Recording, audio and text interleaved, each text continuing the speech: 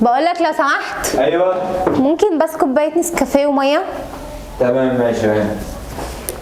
ايه ده؟ مش ده لؤي؟ نعم عماد. لؤي ازيك؟ ازيك يا استاذه ندى؟ عامل ايه؟ كويس الحمد لله. ايه يا حبيبي، هو مش ده ميعاد مدرسه؟ لا، ما النهارده مفيش مدرسه. النهارده مفيش مدرسه ليه؟ النهارده ايه في الايام؟ مش النهارده الاثنين؟ هما قالوا النهارده مفيش. طب ولما مفيش مدرسه ايه اللي مقعدك في الكافيه يعني؟ قاعد شويه واروح. وريني كده يا حبيبي، انت قاعد بتلعب على الموبايل؟ طب ليه يا حبيبي ما تقعد؟ طيب حتى ما قعدتش ليه في البيت تذاكر بدل ما انت نازل بالكتاب بتاعك؟ لا مش هذاكر، انا قاعد هنا واروح شويه كده. طب يا حبيبي، هو مش بابا تعبان وعليك علشان تروح المدرسة؟ يعني حتى لو النهاردة اجازة زي ما انت بتقول، اكيد في نشاطات تانية ممكن تعملها. يعني مثلا ممكن تقعد تذاكر في البيت الوقت ده، تنام وتريح نفسك وتصحى تذاكر. لا انا مش هذاكر، هو انا قاعد هنا واروح شويه كده. وبابا عارف ان انت قاعد اما هنا؟ اروح بقى هذاكر. وباباك عارف ان انت قاعد هنا؟ عارف. متأكد؟ لا هو مش عارف، بس هو فكرني في المدرسه، بس مفيش يعني مدرسه النهارده. فانا قاعد شويه ومروح. طيب وانت بتذاكر ايه يا حبيبي؟ طيب يعني قاعد وجايب الكتاب بتاعك، مش المفروض ان انت تبقى قاعد بتذاكر؟ طالما قاعد في كافيه وكده ونتغير جو البيت. انا هبقى اذاكر في البيت. لا حول الله. ايه ده؟ بابا جاي، بالله عليك ما تخليش يشوف. ايه بص هنا.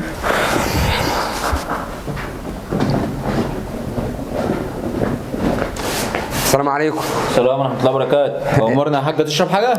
لا يا ابني، انا في الحقيقه مش جاي عشان اشرب حاجه. امال في ايه؟ انا بس كنت جاي بس لو الاقي شغلانه عندك. تلاقي شغلانه عندنا؟ ايوه.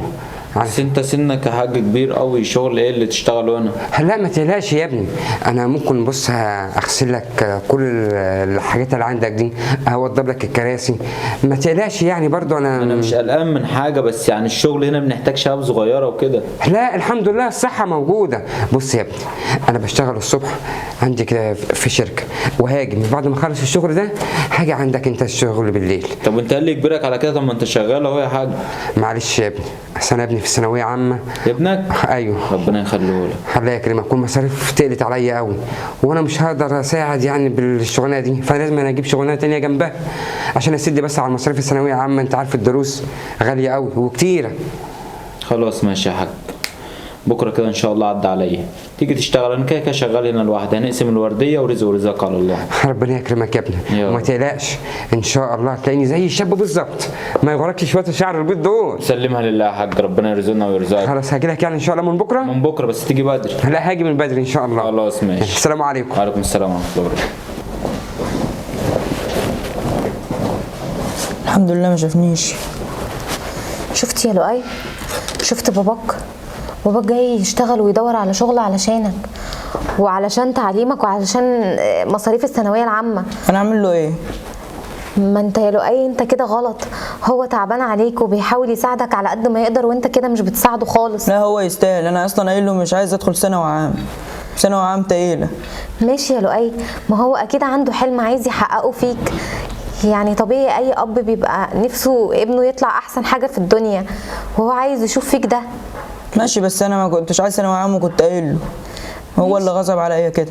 ماشي يا لؤي، ما هو اكيد نفسه ان انت تطلع دكتور ولا مهندس ولا حاجه كبيره، ما هو من حقه. وبعدين الحاجه اللي محققهاش في نفسه عايز يحققها فيك انت، وفي الاخر انت تيجي تقعد هنا علشان تمسك الموبايل وتجيب بس كتابك وتحطه كده قدامك، بدل ما تساعد باباك. وعلى قد ما هو بيتعب انت كمان تتعب علشان تحقق له حلمه. لا ماليش دعوه بيه يا لؤي، مفيش حاجه اسمها مالكش دعوه بيه. هو في الاول وفي الاخر باباك، وخايف عليك وخايف على مصلحتك، وبيعمل كل ده وبيتعب علشانك مش عشان حد تاني. ايوه يعني انا اعمل ايه يعني؟ انت على الاقل خالص اقل حاجه تعملها تشوف مذاكرتك، تشوف حياتك ومستقبلك، تعمل اللي هو نفسه هو يحققه فيك، تحقق له حلمه على الاقل، لان هو تعبان وشقيان. طب انت ايه اللي نفسك تعمله لما تكبر؟ مش نفسك تطلع دكتور او مهندس؟ التعليم مش مهم، لعيبه الكره اللي بياخدوا بالملايين دول مش متعلمين. طب انا عايزه اقول لك على حاجه، انت تعرف ان لعيب الكوره دوت بيلعب كوره من سن صغير، بس لحد ال30 هو خلاص بيقعد. يعني لو انت معاك شهاده وكمان بتلعب كوره دي هتساعدك جدا. على اقل حاجه ان انت ممكن تلعب كوره في السن الصغير لحد ال30، وبعد كده تفتح مشروع تبقى قادر تديره، قادر تتصرف، قادر تتحكم، قادر توظف ناس، قادر تتعامل مع المستوى اللي هو الموظفين والكلام ده. بس يا استاذ انا مش هذاكر. بص يا لؤي، هو باباك زعلان قوي، يعني انا لو مكانه هزعل. لو ابني بتعب وبشقى وبجري وبدور على شغل وبعمل اكتر ما بوسعي علشان اعلمه وهو مش عايز يتعلم، بص لها من ناحيه تانية، ما تبصلهاش انت عايز ايه، بص لها ابوك عايز ايه. على الاقل دي الحاجه الوحيده اللي هيقدر يفرح ان هو عملها في حياته وفي دنيته. انما انت يوم ما هتكبر وتبقى من سنه هتفكر نفس تفكيره بالظبط. لما يبقى عندك ابن هتفكر قد ايه انت عايزه يتعلم، حتى لو هو مش في مزاجه التعليم، وحتى لو في مزاجه هو الكوره برضه هتفكر ان التعليم اهم. عارف ليه؟ ان هيجي عليك وقت هتقول يا ريتني كنت عملت اللي ابويا كان عايز يعمله فيا.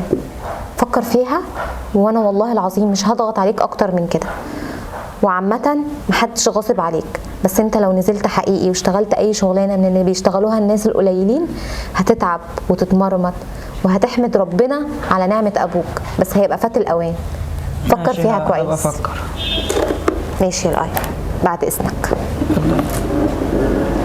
علم بلد علم بلدي. يا ترى بسم الله. يا ما انت كريم يا رب. السلام عليكم. عليكم السلام ورحمة الله. نورت الدنيا يا اخوي. الله يكرمك يا وفاء. الحمد لله. اللهم لك الحمد على كل حال. بس في ايه؟ هقدر كده اصرف على الواد برضه، ومش هخليه محتاج اي حاجه ويكمل في دروسه زي ما هو ماشي. احنا الحمد لله. ليه شغلانه تانية. رحت في كافيه كده سالته شاب كده كويس واتفقت معاه ان انا اروح بعد ما اخلص الشغل في الشركه في البوفيه هروح عنده في الكافيه. يا حاج انت كده ما بتلحقش حتى تلقف نفسك. ما ينفعش اللي انت بتعمله في نفسك ده يا اخوي. هو الواد كده مش غاوي تعليم، خلاص قعده وسعلمه اي صنعه، خليه بقى يشتغل كده وينفع دراعه. يا وفاء ما ينفعش انت بتقولي ده. لا يا اخويا، ده الصنعه لو شربها من صغره كده يطلع بقى ايه ما شاء الله عليه، محدش قده. الصنعه حلوه وكل حاجه وكويسه، لكن الصنعه برضه مهما كان لو حصل له اي حاجه هيقعد مش هيلاقي يصرف. لكن لما يتعلم يبقى معاه شهاده وتوظف في شركه ولا قدر الله حصل له حاجه هيلاقي تامين، وهتلاقي برضه وظيفته محجوزه له. غير كده وكده بقى جات له سفريه هنا، جات له شغلانه مثلا في صيدليه. التعليم كويس ومش لازم يتوظف بالشهاده بتاعته، بس العلم نور، يقدر يتكلم مع اي حد كده ان هو معاه شهاده فاهم. غيري وغيرك يا وفاء. يا اخويا النور في اللمبه، ما تصلي على النبي. دلوقتي انت هتصرف عليه قد ايه على ما تطلعه بيقرا وبيكتب ومع شهاده والكلام ده كله، وفي الاخر الشهاده تتلزق على الحيط لحد اخر يوم في عمري يا وفاء. يا اخويا ربنا يبارك في عمرك. ابننا لازم يطلع يكون معاه شهاده، لازم يكون يطلع حاجه كده، ويمكن ربنا كده يسهل كده ويطلع دكتور ولا مهندس ينفع نفسه وينفع الناس. بس انت بتتعب كده يا عماد، شغلانتين في اليوم يا اخويا، انت كده ما بتلحقش تاخد نفسك وتيجي ترتاح شويه. مش مهم، اهم حاجه اشوف ابني احسن واحد في الدنيا. لما يكبر بقى ويتجوز يقول يلا بينا، مراتي اولى، مراتي هي الاولى، مراتي هي الاخيره، وينسى ابوه وامه وهينسى كل الشقه اللي انت شقيته عليه. يا مين عالم حد هيعيش لحد اليوم ده ولا لا يا وفاء؟ يا اخويا ربنا يبارك في عمرك. ويبارك في عمرك برضه وفاء. هقوم احضر لك لقمه تاكلها. لا انا يا دوب اقوم اريح لي كده ساعه عشان يبقى اروح الشغل. طب هتروح على لحم بطنك؟ مش مهم، يبقى هاكل لي اي حاجه هناك. انت تاكل اي حاجه ايه؟ ده انت في البوفيه بتاع الشركه ده بتفتح لك باكو بسكوت ولا مش عارفه بتاكل لك رغيف فيه نحاف.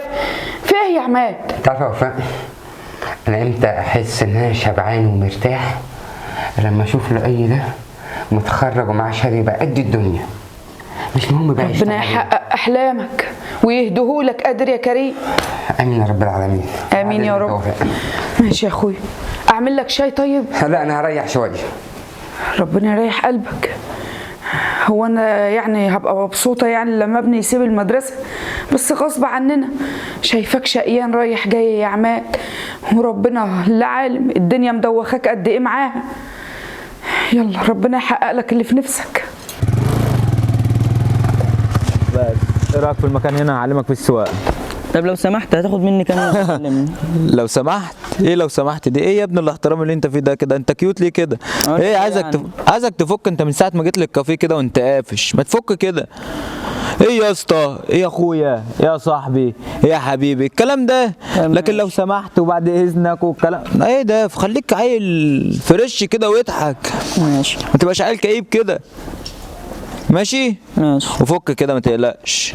وبعدين ايه اللي هاخد كام دي؟ عيب عليك، مش هاخد منك حاجه. لا ما ينفعش ما تاخدش حاجه، ما انت برضه هتتعب معايا. يا عم خلاص. انت معاك كام؟ انا معايا 20 جنيه. ده كنت رايح بهم الدرس ولا ايه؟ اه. طب خلاص هاتهم وانا هعلمك السواقه. تعالى بص كده، خليك بس اطلع قدام كده سنه. هات الكتاب ده بقى خلاص، ارميه ده ولا اعمل فيه؟ انا مش عارف خليه بصراحه. معاك. انت خايف لبابا يضربك ولا ايه؟ امسك. ده البنزين ها، وده الدبرياج. كده المكنه واخدك كام؟ لو ماشي. سقط بقى الاولاني من عندك هنا. دور بقى بالراحه، ما تطلعش مره واحده. هتدي غيار عندك، ادي الاولاني بالراحه كده، وهسيب الدبرياج سنه سنه سنه سنه بالراحه على مهلي. اوعى تتعور. بالراحه على المكنه، ربنا يستر على المكنه. بس كفايه كده، لو هتعرف تلف لف.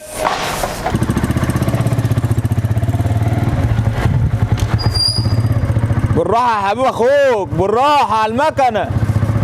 بس اقف هنا. هوب حاسب على مهلك. ايوه. طب ما انت تمام اهو. لا هيجي منك والله. عايزك بقى تطلع كمان مره. بس تحاول وانت ماشي تديها كمان غيار وعلى الهادي. ماشي؟ بالراحه بقى وانت طالع. لا ما انت كنت الاول كنت شغال كويس. يلا كمان مره على الهادي. لا بقول لك ايه، بالراحه وسيب دبرياش وزود. سيب دبرياش وايه، وبعد ما تطلع قدام شويه اديها التاني عشان المكنه ايه ما تكسرش منك تروس. بالراحه بقى. يلا. ايه يا ابني؟ بالراحه. خلي بالك من العربيات. اوعى المكنه تكسرها يخرب بيتك. ربنا يسترها على المكنه. يلا يا ابني لف، كفايه كده. بس يا حبيب اخوك. بس ايه انت كده لحد دلوقتي كده كويس اهو. نكمل بقى كل يوم شويه. ماشي. هات بقى الفلوس اللي قلت لي عليها عشان نجيب. اتفضل. ولا انت مالكش فيها؟ لا ماليش. ازاي يعني؟ ماليش في الحاجات دي. لا انا عايزك تسيب لنفسك خالص. هي هتيجي واحده واحده، ما تقلقش. لا ماليش في الحاجات دي. لا هعلمك. طيب سيب الموضوع ده عليا. امسك بقى الكتاب بتاعك ده، هترميه ولا هتعمل فيه ايه؟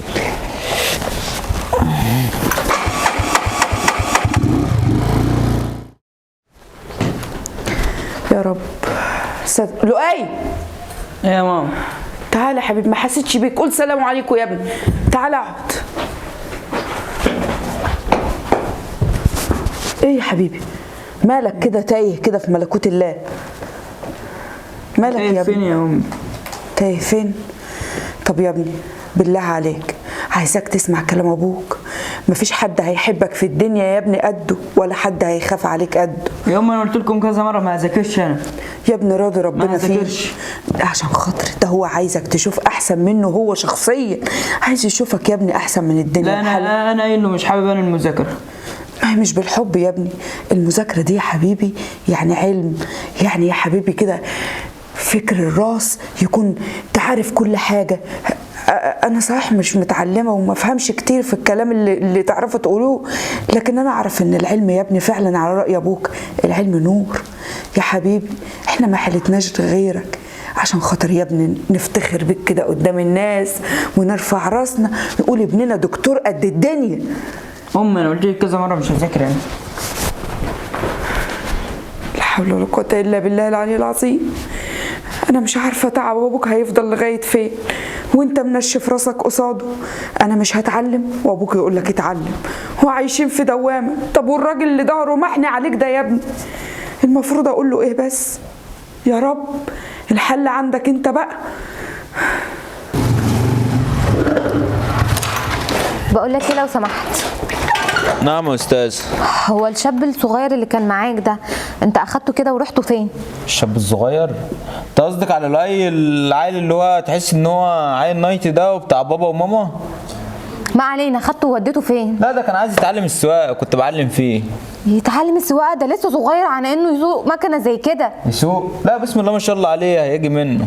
وبعدين انا لقيته عيل تحس ان هو نايتي كده، اللي هو بعد اذنك ولو سمحت، ده بيقول لي لو سمحت ايه؟ لا انا عايزه عيل يمسك نفسه كده، ايه ويا اسطى وبعد اذنك ايه اللي انت بتقوله ده اللي انت هتعلمه للولد ده؟ هعلمه السواقه واعلمه يعرف يتكلم ازاي ويتعامل مع البني ادمين. واحنا مش عايزينه تتعلم كده، بدل ما تنصحه تقول له روح ذاكر يا ابني ولا شوف مصلحتك فين. وبعدين يا استاذ انت يخصك في ايه؟ يعني متهيألي ما يقربلكيش يعني، ولا انت تعرفي عنه اي حاجه؟ وانت مالك يخصني ولا ما يخصنيش؟ وبعدين انت هتعلم ولد صغير زي كده مكنه الا لو عمل بيها حادثه ولا حاجه لا قدر الله. شفت انت بتعرفي تتكلمي ازاي؟ انا عايزه بقى يبقى يتكلم قد كده 3 4 5 مرات، ده هو ما عرفش يتكلم خالص. لا حول ولا قوه الا بالله. طب انت سبته فين؟ انا ما اعرفش بقى، انا مش هشغل دماغي كمان هو راح فين. هو زمانه دلوقتي كده يا اما روح يا اما هرب من درس تاني يا اما هرب من المدرسه، الله اعلم هو راح فين، ما اعرفش. انا خلاص سبته ومشيت، قلت له نتقابل بكره بقى، هو كده كده بيجي لي هنا. طب انا اروح اقول لابوه دوت واشوف الواد فين بدل ما تروح تقول لابوه، تروح تقول لامه، انا ما يخصنيش. لا لا لا لا، الموضوع ده ما يتسكتش عليه. ده الولد رايح في سكه مش بتاعته خالص. انا عارفه لو اي متربي وابن ناس، وعم عماد راجل غلبان وتعبان عليه جدا. الاحسن حل يا ندى عشان ما تشيليش ذنب، انت لازم تقولي لابوه وتخلي مسؤوليتك، بدل ما الواد يضيع ولا يعرف حد زي اسمه ايه ده اللي هنا ده صاحب الموتوسيكل يبهدله ولا يشربه حاجه ولا يوديه في سكه مش بتاعته. لا يا بنت كريم يا رب. عم عماد ازيك يا ندى يا بنتي، عامله ايه؟ الحمد لله. ازي حضرتك؟ ايه الاخبار؟ تمام الحمد لله. عم عماد يعني انا كنت عايزه اجي اتكلم مع حضرتك كلمتين، بس كويس ان انا قابلتك. طيب تعالي نرجع البيت يا بنتي. لا لا لا مفيش داعي، انا بس عايزه اقول لك خلي بالك من ابنك وركز في مذاكرته، وحضرتك عارف عنه ان هو يعني متابع معاه وكده في المدرسه، متابع معاه في اصحابه والناس اللي بينزل معاهم ولا لا؟ طبعا ده لؤي اصلا مش محتاج ان حد يعني يمشي وراه يا بنتي. لؤي ولد مجتهد ومحترم واصحابه يعني ناس كويسين يعني، واصلا مش مصاحب كتير، هم 1 ولا 2 ومجتهدين برضه. انا بس بقول لك علشان الايام ديت صعبه جدا، والشباب لما بيتلموا على بعض وتلاقي واحد فيهم مش كويس بيبوظ الكويس والكلام ده، انا بس عايزك تخلي بالك منه، تاخد بالك هو مصاحب مين وبيكلم مين وبيعمل ايه. لا حاضر هاخد بالي منه. انت عارف ان انا بعتبره زي اخويا الصغير يعني، علشان كده بقول لك يعني خلي بالك منه، خلي عينك عليه. عارف ان انت يعني بتنصحيني ان اخد بالي اكتر من كده، بس انا والله يا بنتي انا دلوقتي مثلا شغال في شغلانه، اخلص في الشغلانه دي اروح استلم الثانيه، بس انا عارف كده كده انه لأي ما بيعملش حاجه وحشه، هو من مدرسته لمذاكرته غير كده ما بيعملش، ولد كويس ومجتهد وانا عارف. هو كويس وكل حاجه، بس ما تعلمش هو يمكن اتصاحب على حد مش كويس وكده. انا بس عايزاك تركز وتروح تسال عليه في المدرسه من وقت للتاني. حاضر يا ناديه يا بنتي، برضو انت عندك حق. وصاحبه يا عم عماد يعني. صاحبه ازاي وانا فاضله؟ معلش يا عم عماد، السن دوت مش سن يتساب لوحده، السن ده اهم حاجه ان هو ان انت حضرتك يعني تبقى جنبه في كل خطوه، تعرف ايه اللي في دماغه، تعرف بيفكر ازاي. معلش يمكن انت تايه عن بالك حاجات برضو كان انت ما تعرفهاش، انا بس قلت اقول لك علشان عارفه ان لؤي سنه صغير وكده، وبعدين كتير بيفكر في حاجات مختلفه عن الناس الكبيره والكلام ده، فانا عايزاك تاخد بالك بس. عندك حق يا بنتي وكتر خيرك، متشكر قوي ليك. العفو على ايه، ويا ريت وبدقق عليك في الكلمه ديت ان انت تروح تسال عليه في المدرسه. انت سمعتي عنه حاجه؟ في حاجه يعني مثلا قولي لي. لا خالص، انا عايزك تروح تسال عن مستواه في المدرسه، بيحضر ولا ما بيحضرش الكلام دوت، علشان لو محتاج اي حاجه في الدروس انا ممكن اقعد اذاكر له، انا عندي وقت فاضي كتير. كتر خيرك يا بنتي، كتر خيرك. هستناك ترد عليا لو محتاج اي مساعده في المذاكره او ايام الامتحانات، يعني انا تحت امركم يعني. الله يكرمك يا بنتي، خلاص ماشي. شكرا ليك. بعد اذنك يا عم. اتفضلي. بسم الله ما شاء الله، بنتي كويسه وكمان خايفه على ابني، بس هي ما تعرفش ان اي ولد محترم وكويس ومن المدرسة بتاعته لدروسه ولمذاكرته مش زي الشباب التانية دول يعني. يلا ما تعرفش حاجة او بتشوف من المواضيع دي يعني اشكال كتير، ما فيهاش حاجة برضو يا عماد، ده بتنصحك عشان ابنك. الو، ازي حضرتك؟ ازاي يعني؟ ما انا قلت لك قول لي يا اسطى. قصدي ازيك يا اسطى، عامل ايه؟ ايوه كده. لا اعلمك السواقه والتشببه وخلاص بقى. لا تشببه ايه؟ مش هتعلم التشببه، خليني بس كده بسوق عادي. النهارده هعلمك الرفع على طول، هعلمك ازاي ترفع بالمكنه. يا عم لا. تمام ماشي، هستناك في نفس المكان. سلام. السلام عليكم. السلام ورحمه الله وبركاته. ازيك يا حاج؟ ازيك يا زياد يا ابني؟ جيت في ميعادك والله، كنت لسه هرن عليك عشان تيجي. انا خايف يا ابني اكون انا جيت عليك في قسم الورديه يعني. لا جيت عليها في اسم الورديه ايه؟ خلاص يعني انا لو انت جيت في وقتك والله. ازاي يا ابني؟ ده انا ربنا رزقني بعيل، بعد ما بخلص معاك بروح اعلمه ايه السواقه وكده، بطلع معاه بالمكنه. عيل غلب يعني، هو مش غلبان بس تحسه عيل فرفور كده بتاع بابا ومامي. بعلمه السواقه، بيهرب من الدروس ومن هنا ومن هنا وانا بعلمه السواقه. يعني هو بيهرب من الدروس؟ انا اعمل له ايه يا حاج عشان يتعلم السواقه؟ ده رزقي، هقول له لا؟ لا حول ولا قوه الا بالله. يلا هسيبك انت ماشي، تعايش هنا وانا هروح كده المشوار ده اخلص معاه وباكد عليك قبل ما اروح. خلاص ماشي. ماشي يا حاج. امال ابوه فين وامه فين واهله فين؟ يعني بيسيب مذاكرته ويسيب دروسه ويروح يتعلم السواقه؟ ايه الناس دي؟ الناس دي مش عارفه تربي ولا ايه؟ ولا ان لا يكون في ابوه وامه طلع جاي من وراهم. لما اشوف بقى شغلي. انا والله ما عارفه ال100 جنيه دي هتجيب ايه في البيت، بس يلا هدبر اموري. هتجيب اي حاجه غدوه ولا حاجه اللعب. ما انا عايز 100 جنيه. ايه؟ عايز 100 جنيه. ليه يا حبيبي؟ مش ابوك بيديك تمن الحصه اللي انتوا بتقولوا عليها دي؟ ما انا هروح بقى الدرس. هتروح بقى الدرس، يعني هو اداك الحمد لله فلوس؟ لا لسه ما ادانيش. لسه ما انا جاي اداكش؟ اخد منك دلوقتي. طب وتمن الحصه كام يعني؟ 20 جنيه. طب وانت عايز ال100 جنيه لعبه ان شاء الله؟ انا هاكل بقى انا واصحابي. تاكل بقى؟ انت هتصرف على نفسك وعلى اصحابك يا ولا؟ لا مش هصرف على اصحابي وكلهم جايبين معاهم فلوس. هناكل يعني كلنا بقى مع بعضينا. يعني انا اعلمك ب20 جنيه وتاكل انت ب80 جنيه؟ يعني انت ترضي ربنا كده؟ يا امي ده اول مره اقولها لك. طب يا حبيبي، ما هي ال100 جنيه دي اللي في البيت، وكنت هجيب بيها خزين وحاجات، يعني اي حاجه في البيت كده، 2 كيلو رز على مش عارفه ايه، نحطهم في البيت يا ابني نطبخ منهم. ايوه يعني انا اعمل ايه بقى؟ ما انتوا اللي بتقولوا لي ذاكر واعمل. انا بذاكر برضو، المفروض ما تحوش عني برضو حاجه. انت هتدفعنا تمن مذاكرتك وتمن نجاحك. خد يا قلب امك عشان ما تتلككليش. ما هو اصل ابوك هو اللي عايز كده، اما يجي بقى يلاقيني طبخاله طوب. انا مش عارفه شغلانتي دي، الواد بيتامر كانه هو هيذاكر لي انا. النبي يا عماد، انت لقيت لك شغلانه ولقيت لي انا كمان له.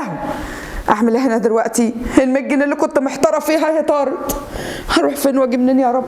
انا لازم اعرف ان الواد ده بيعمل ايه مع لؤي، مش هتنقل من هنا لما اعرف كل حاجه. مرحب اخوك، اخرت ليه كده؟ لا ولا اخرت ولا حاجه. يلا يلا على ايه؟ وهتكون جايب لنا 20 جنيه زي الدار اللي فات. لا جايب 100 جنيه. 100؟ خد ايه. لا حلو كده نهارك تعجبني. اسود. النهارده ليك ساعتين. ماشي يلا بينا. يلا. تعال انا حد اوديك مكان فاضي. النهارده بقى خليك تشبب وهخليك تعمل سبق وهتتعلم كل حاجه على المكنه هعلمها لك، ما لا انا تقلقش. ماليش في التشببه. هعلمك ماشي؟ ماشي يلا بينا.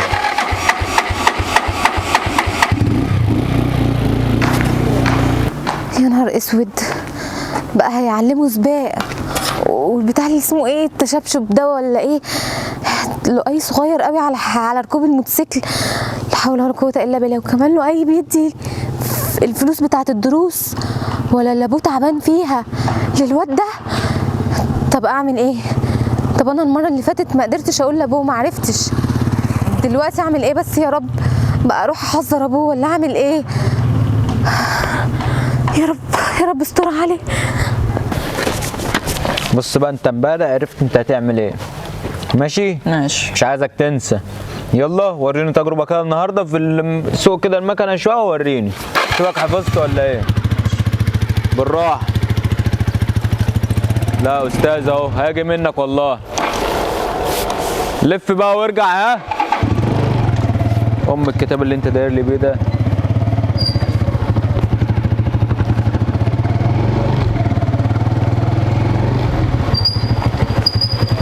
بس يا حبيبي هعلمك بقى ازاي ترفع. ماشي. ازاي ايه؟ ارفع. انا مش عارف الكتاب ده بتاعك ده هوديه فين.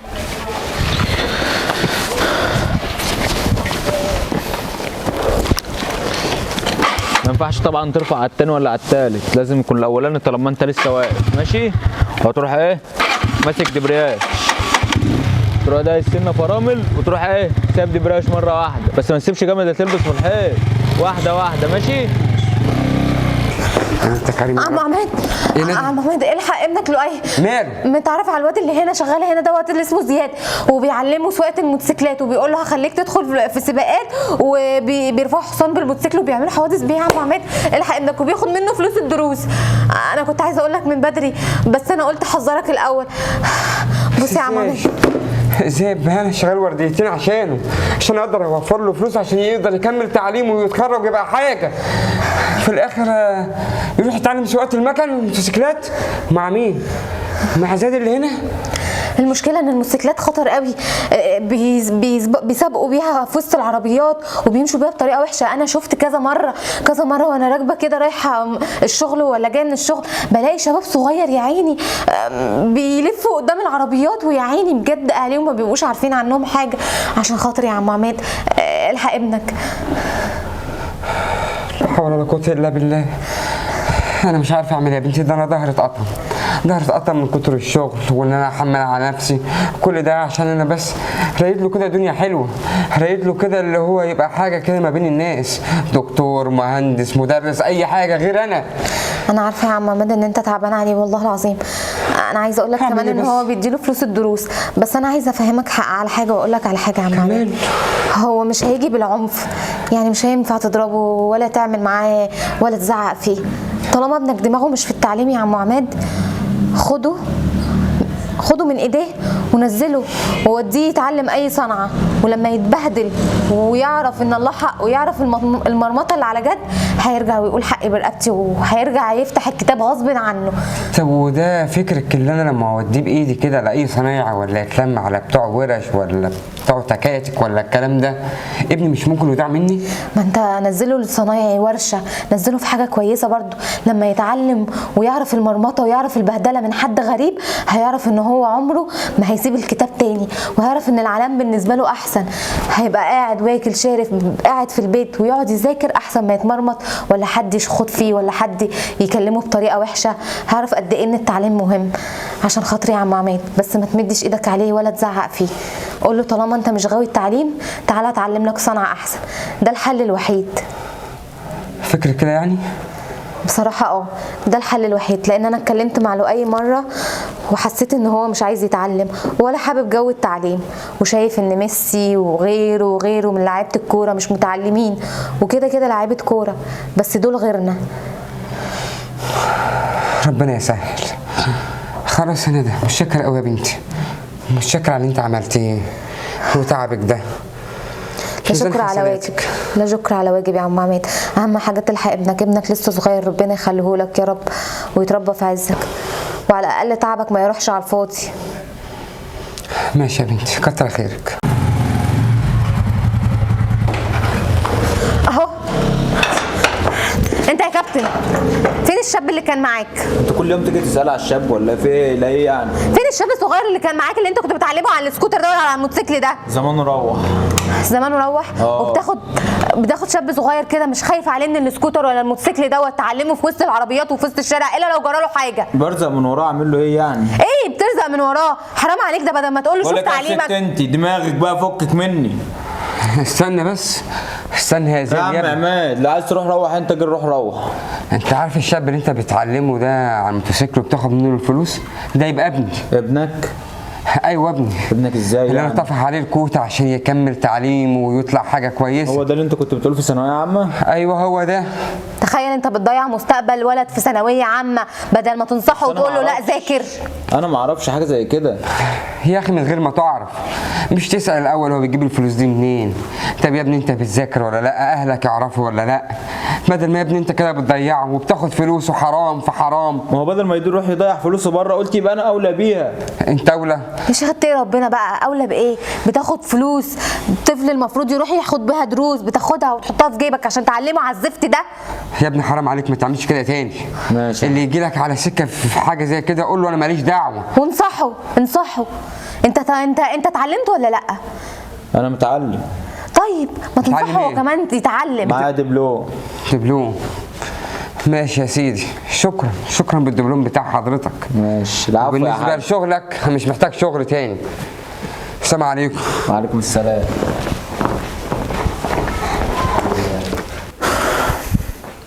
يعني انا كدبت وقلت ان انا معايا دبلوم؟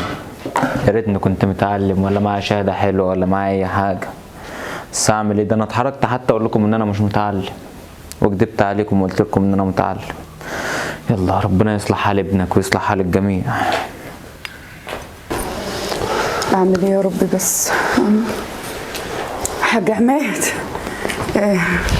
نورت يا اخوي. نورت. على ايه بس؟ مالك يا اخويا بعد على الشر؟ ايه يا وفاء؟ في ايه يا عماد؟ ابننا. ابنك جراله حاجه؟ انت يا عماد يا ريت كان جرى له حاجه. بعد الشر في ايه؟ شر ايه؟ ابنك ولا بيروح مدرسه ولا بيروح دروس. اللي نعم. عرفته ان ابنك بياخد الفلوس بيروح يتعلم بقى ركوب الموتوسيكلات. يا نهار اسود، ايوه ازاي؟ زي ما بقول لك كده. ده انا ابنك ولا غاوي تعليم ولا اي حاجه، بيريحنا. ده ال100 جنيه اللي كانت في البيت مفيش غيرها. ده مفيش شويه رز في البيت، مفيش لقمه عيش. ما هنش عليا حوشها منه لما قال لي يما اصحابي بيجيبوا اكل وانا لا. ما هنش عليا لما هو يشوف اصحابه ويبص لهم وهم بياكلوا. اديت له ال100 جنيه قطعنا من قطنا، وفي الاخر يضحك علينا. هو بيعمل فينا كده ليه يا عماد؟ مش عارف زي يكون احنا بنوديه للخطر. بل بالعكس، ده احنا بنوصله لبر الامان. انا في السن زي كده اشتغل ورديتين ليه؟ واجي على نفسي ليه وعلى صحتي ليه؟ مش كل ده عشانه هو. ده انا قاعده افكر واقول يا رب اكل الراجل اللي جاي شقيان ده منين؟ ده انا قاعده بطني بتتلوى من الجوع ومش عايزه اتكلم. ما اكلتش ولا شربت من الصبح، ووفرنا ال100 جنيه من قطنا عشان خاطر يروح يتباهى قدام اصحابه ويدفع الدرس. اتاري رايح يتعلم موتوسيكلات. ليه الزرعه طلعت خايبه يا عماد؟ ليه يا عماد؟ مش عارف احنا عملنا ايه وحش بس عشان يعمل فينا كده. وهو التعليم ده لينا احنا ولا ليه هو؟ وانت قلت لك يا عماد حرام عليك، انت راجل كبير ما ينفعش تشتغل شغلانتين مع بعض. ليه تعمل في نفسك كده؟ تقول لي وماله؟ ده انا اشتغل صبح وليل، ان شاء الله حتى اشتغل 3-4 شغلات في اليوم. المهم الاقي ابني ناجح. لقيته ناجح يا عماد، لقيته نافع. لا ما لقيتوش ناجح ولا فالح، لقيته صايع وبيكذب علينا. بيقول لي انا بروح اخد حصص وبعمل ايه. اتاري اصلا ما بيروحش المدرسه من الاساس. ابنك مقضيها على الكوفي شوب، والولاد بتاع الكوفي شوب بيعلموا ركوب الموتوسيكلات، وبعد كده مش عارفين هيوديه لحد فين يا وفاء. نعمل ايه دلوقتي؟ لا حول ولا قوه الا بالله. هنعمل ايه دلوقتي ونروح فين ونيجي منين بس؟ انا فعلا غلطان، والكلام اللي انا بعمله ده غلط. انا لازم اتاسف لهم. امي، ابويا، جيت يا حلو. انا اسف على كل حاجه انا عملتها. اسف؟ وانا هذاكر واهتم يا امي. يعني انت بتعترف بغلطك؟ انا بعترف. يعني انت فعلا كنت بتروح المدرسه وكنت بتتعلم الموتوسيكلات يا لؤي؟ ايوه يا بابا. طب ليه؟ تعبان يا ابني عليك، بدل الورديه ورديتين ومش قادر. غلطه بقى يا بابا، ما تتكررش تاني. يعني اوعدك ان انا هذاكر. خلاص يا حبيبي اخر مره ان شاء الله. خلاص يا امي. صدقني يا ابني مش هينفعك غير علمك، مش هينفعك غير يا حبيبي انك تكون متعلم وشاطر. العيال الفاسده دي والله ما هتنفعك، عشان خاطر امك وابوك. حاضر يا امي. يا لؤي يا ابني، حضر لك كل الخير يا ابني. انت كده انا شايفك كده عاجبك كده وانا متمرمط من هنا لهنا لهنا لهنا. انا بقى كنت متعلم زمان كده وسمعت كلام ابويا ورحت المدرسه وخدت الشهاده. مش زمان دلوقتي اقل حاجه كنت بقيت استاذ ولا كنت بقيت اي حاجه كده بدل ما انا متمرمط شمال ويمين. انا يا ابني يا حبيبي انا نفسي اشوفك احسن واحد في الدنيا. ايوه. طيب عشان اشوفك احسن واحد في الدنيا دي لازم يكون في اسباب. انت ايه؟ مدرس ولا دكتور ولا باش مهندس عشان تبقى حاجه كبيره؟ ما هي بتبقى كده. لكن بقى ولا ركوب الموتوسيكلات هينفعك ولا اللعبه ينفعك يا ابني. عندك حق يا ابويا، ما انا بقول لك، انا اوعدك ان انا هذاكر من دلوقتي. احنا بنعمل كل ده يا ابني عشانك انت. ربنا يا رب كده يكملك بعقلك وتاخد الشهاده بتاعتك ان شاء الله يا ابويا. واحنا يا ابني هنعتبر كأن مفيش اي حاجه حصلت. عارف. هنبدا من اول وجديد. عارف يا لؤي لما تكبر وتبقى حاجة كبيرة كده بكرة تدعي لنا لو احنا رحنا تقول الله يرحمك يابا انت امي، بعد الشر يا امي. كنتوا مصممين ان انا ابقى حاجة، بعد الشر. كنتوا مصممين ان انتوا تفتخروا بيا. يا حبيبي يا حبيبي ده كاس وداير، الموت عمره ما كان شر، لكن يا ابني هو اساس يا حبيبي. كل واحد فينا بتيجي محطته وبينزل واللي بعده بيكمل. انت بقى اللي بعدنا وبتكمل عننا يا ابني. حاضر. الحمد لله يا باشا.